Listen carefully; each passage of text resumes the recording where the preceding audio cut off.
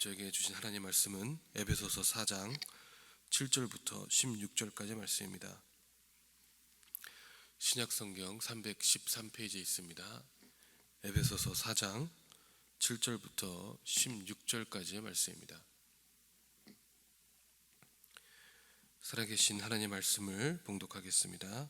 우리 각 사람에게 그리스도의 선물의 분량대로 은혜를 주셨나니 그러므로 이르기를 그가 위로 올라가실 때에 사로잡혔던 자들을 사로잡으시고 사람들에게 선물을 주셨다 하였도다.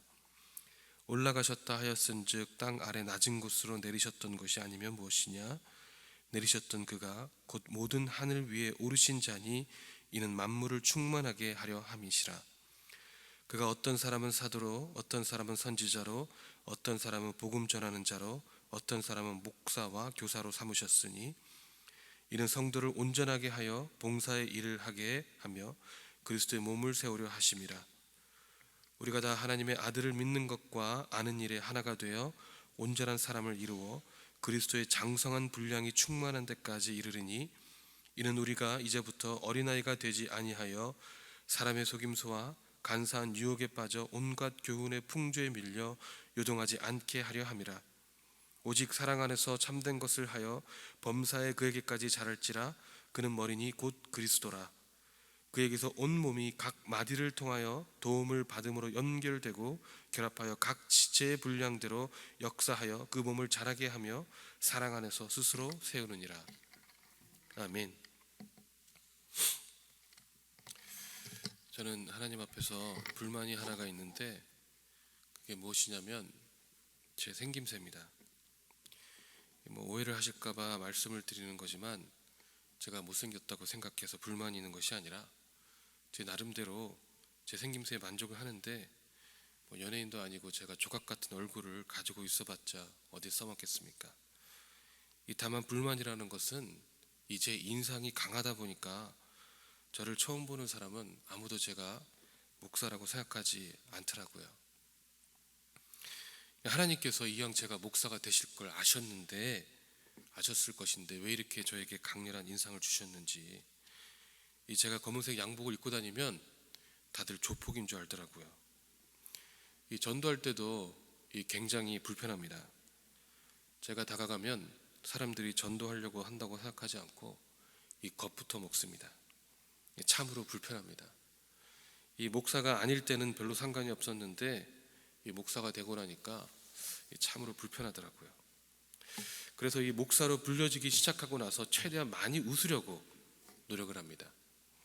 그래도 목사인데 조금 온화한 인상을 가져야 할 것 같아서요.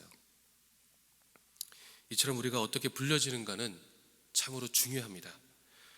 왜냐하면 어떻게 불려지는가에 따라 저희의 마음가짐이 틀려지고 또 어떻게 불려지는가에 따라 저의 많은 부분이 드러나기 때문에 그렇습니다. 오늘 말씀 4장 1절에 보니까 그리스도께서 저희를 불렀다고 나와 있습니다. 또 11절에는 혹은 사도로 또 선지자로 복음 전하는 자로 목사와 교사로 부르셨다라고 말씀하고 있습니다. 이 성경에는요, 우리를 초신자로 또는 평신도로 부르셨다라고 이야기하고 있지 않습니다. 이미 그리스도를 인격적으로 만나고 하나님의 자녀로 칭함을 받은 우리들, 여기에 자리에 앉아 계신 여러분은 사도, 선지자, 복음 전하는 자, 목사 아니면 교사로 부르심을 받은 분들이라는 것입니다. 이 예수 그리스도께서 이 십자가에서 그의 생명의 피를 흘리셨을 때는 우리로 하여금 그냥 신앙생활을 하게 하려고 하심이 아니라 예수님께서는 우리를 분명한 목적을 가지고 이 땅에서 부르셨다라는 것입니다. 우리가 좋든 싫든 우리가 원하든 원하지 않든 우리 모두에게는 각자의 맡은 부분에 대한 책임을 다할 의무가 있다라는 것이죠. 왜냐하면 오늘 본문의 말씀 7절에 보니까 우리 각 사람에게 그리스도의 선물의 분량대로 은혜를 주셨나니 아멘 이라고 말씀하고 있습니다. 우리가 예수 그리스도로부터 풍성한 은혜의 선물을 받았다라는 뜻이죠.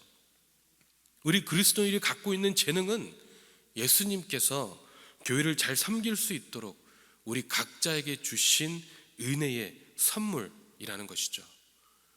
이 예수님께서 이 은혜의 선물을 주시기 위해 직접 이 땅 가운데 오셔서 십자가에 못 박히시고 피를 흘리시고 다시 부활하셨다라는 것입니다. 그렇기 때문에 우리가 분명히 깨달아야 하는 것은 이 은혜가 너무 귀하고 소중하다라는 것입니다. 이 히브리서 12장 14절에 모든 사람과 더불어 화평함과 거룩함을 따르라. 이것이 없이는 아무도 주를 보지 못하니라고 말씀하시고, 또 15절에는 너희는 돌보아 하나님의 은혜에 이르지 못하는 자가 없도록 하고 아멘이라고 말씀하고 있습니다. 예수 그리스도의 보혈을 입은 우리들은 하나님의 은혜가 넘쳐날 수 있도록 서로를 사랑하고 거룩하도록 노력을 해야 된다는 것입니다. 이 은혜가 우리의 삶의 파운데이션이 되기 때문에 이 은혜를 받은 사람들은 그 은혜 가운데 살아가야 하는 것입니다. 우리는 세상의 모습으로 인해 이 은혜의 가치를 따라서는 안 됩니다. 세상의 재물이나 명예, 성공 때문에 이 은혜를 소홀히 여기지 말고 오히려 이 은혜 가운데서 예수를 아는 지식이 성장해야 합니다.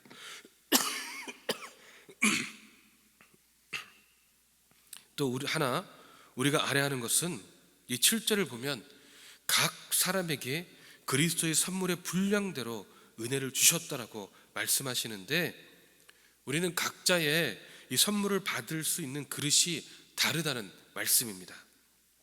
이 그릇에 따라 우리가 받을 수 있는 은혜의 분량 역시 다르기 때문에 우리는 그 그릇을 넓히기 위해서 우리에게 주어진 맡은 바에 충성을 다해야 된다는 것이죠.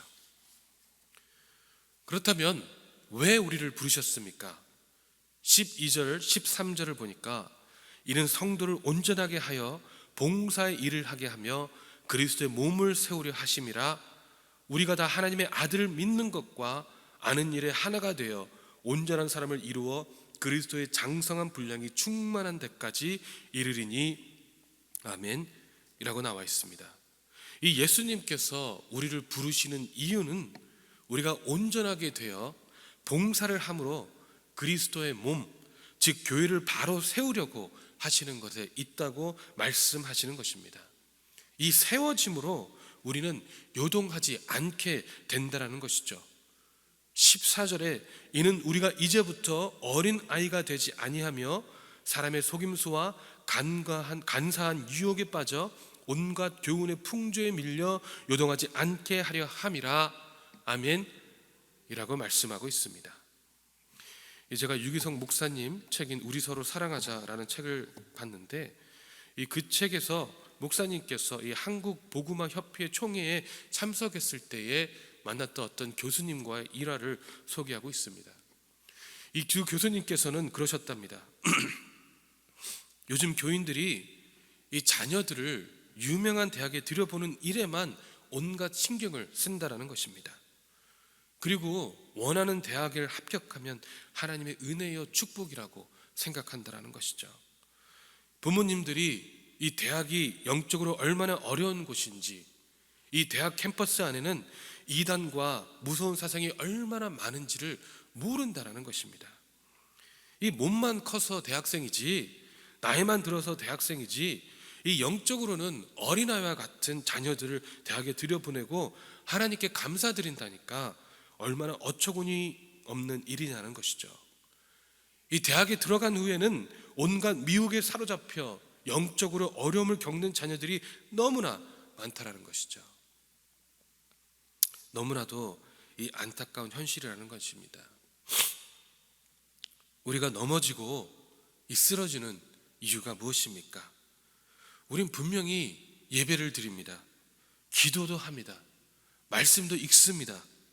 우리 자녀들을 신앙 안에 바로 키우기 위해서 분명히 노력합니다. 그렇다면 넘어지지 말아야 하는데 넘어지는 이유가 무엇이라는 것이죠? 그 이유는 우리가 이 그리스도의 분량이 충만한 데까지 이르지 못했기 때문에 그렇습니다. 이 영어로는 become mature attaining to the whole measure of fullness of Christ라고 나와 있습니다. fullness of Christ라고 나와 있다라는 것이죠. 성숙해져야 한다는 것입니다. 이 예수 그리스도의 충만함이 우리 삶에서 이루어짐으로 성숙해져야 한다는 것입니다. 어린 아이 같지 않고 성숙해져야 된다고 성경은 말씀하고 있다는 것이죠. 이 성경에서는 우리가 요동치고 간사한 유혹에 빠지고 세상의 교훈에 밀리는 이유는 우리가 아직도 어린 아이와 같은 신앙을 갖고 있기 때문이라고 말씀하고 있습니다.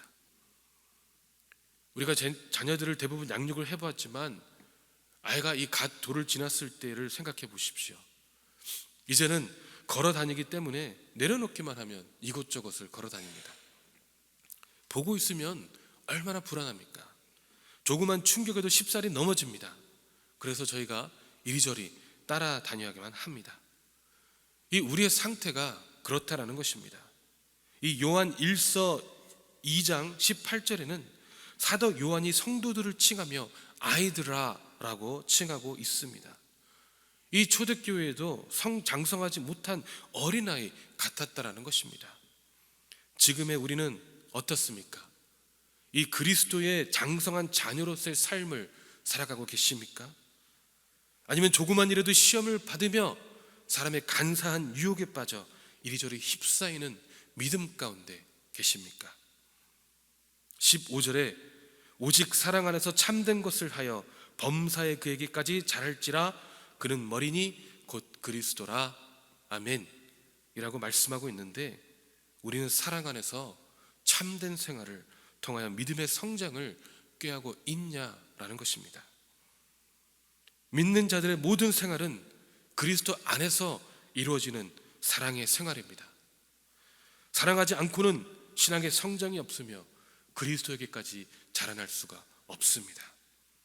수천만 개의 세포가 이 신비한 연결로 한 몸을 이루듯이 이 교회는 그리스도의 몸을 이루려면 우리들이 서로 연결돼야 되는데 그 연결의 고리가 사랑이라는 것입니다.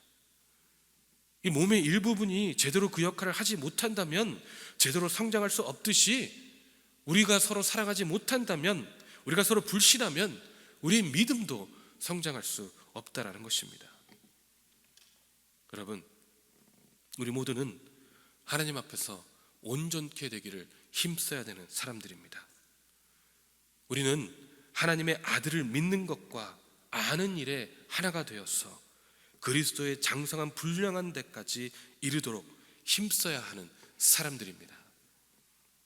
여러분, 우리는 그리스도의 충만한 가운데 살아가고 계십니까? 우리는 다 부분적으로만 살아가고 있는 것이 아닙니까? 부분적으로만 알고 살아가더라도 우리의 삶이 이렇게 변했는데, 만약 그리스도의 충만함, 그리스도를 온전히 알고 살아간다면 우리의 삶에는 얼마나 많은 변화가 있겠습니까?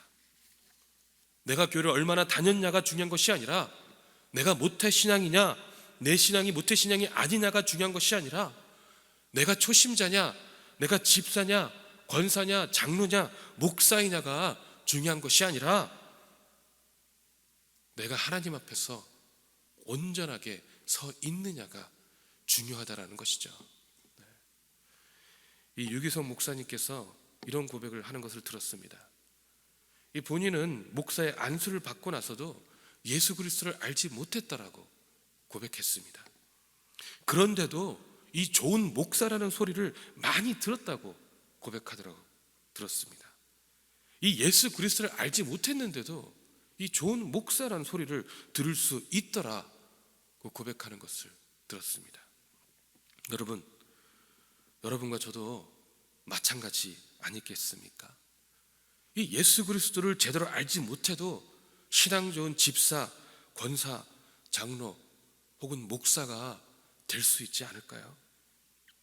그렇다면 이제는 우리는 그리스도의 충만한 삶이 어떠한 삶인지 주님 앞에 구해봐야지 않겠습니까? 우리 한번 기대를 해보시기 바랍니다. 내가 진심으로 주님 앞에 그리스도의 분량이 장성한 데까지 이르는 삶을 살아가기는 것을 기대해 보시기 바랍니다. 그리고 그 기대 가운데 하나님 앞에 기뻐하시기 바랍니다. 지금의 삶도 주님께서 인도해 주시고 많은 변화를 허락하셨는데 그리스도의 충만한 가운데 살아간다면 하나님께서 우리의 삶을 어떻게 인도하시고 역사하시는지를 기대하며 부르짖는 이 새벽이 되기를 주님의 이름으로 축원합니다. 기도하겠습니다. 사랑의 하나님, 참으로 감사합니다. 아버지, 우리가 주님을 부분적으로 알고 주님을 부분적으로 경험했지만 아버지, 그럼에도 불구하고 우리의 삶은 하나님께서 인도하여 주셨고 하나님께서 분명한 변화를 허락하셨습니다. 그렇다면 이제는 부분적으로만 알고 있는 것이 아니라 하나님 진심으로 주님이 내 안에 살아계심으로 내가 그리스도의 분량의 충만함에 이를 수 있는 우리 한 사람 한 사람 될 수 있도록 역사하여 주시옵소서. 그리하여 어떠한 삶이 모습 가운데서도 항상 주님 안에 기뻐함으로, 항상 주님 안에 감사함으로, 항상 주님 안에 사랑함으로 우리가 그리스도의 사랑을 온전하게 드러낼 수 있는 저희가 될 수 있도록 역사하시고 인도하여 주시옵소서. 아버지, 우리의 삶이 하나님 보시기에 합당한 삶이 되기를 간절히 소망합니다. 하나님께서 우리를 충만케 이루도록 하시기를 기대하며 바라봅니다. 예수 그리스도께서 우리의 삶에 살아계심으로, 내 안에 살아계심으로 오직 그리스도만이 드러날 수 있기를 간절히 소망합니다. 주님께서 온전하게 붙잡아 주시기를 간절히 소망합니다. 살아계신 예수 그리스도 이름으로 기도했습니다. 아멘. 하늘에 계신 우리 아버지여, 이름이 거룩히 여김을 받으시오며 나라의 임하옵시며 뜻이 하늘에서 이루어진 것 같이 땅에서도 이루어지리이다. 오늘날 우리에게 일용할 양식을 주옵시고 우리가 우리에게 죄진 자를 사하여 준 것 같이 우리 죄를 사하여 주옵시고 우리를 시험에 들지 말게 하옵시며 다만 악에서 구하옵소서. 대개 나라와 권세와 영광이 아버지께 영원히 있사옵나이다. 아멘. 우리 시간에는 우리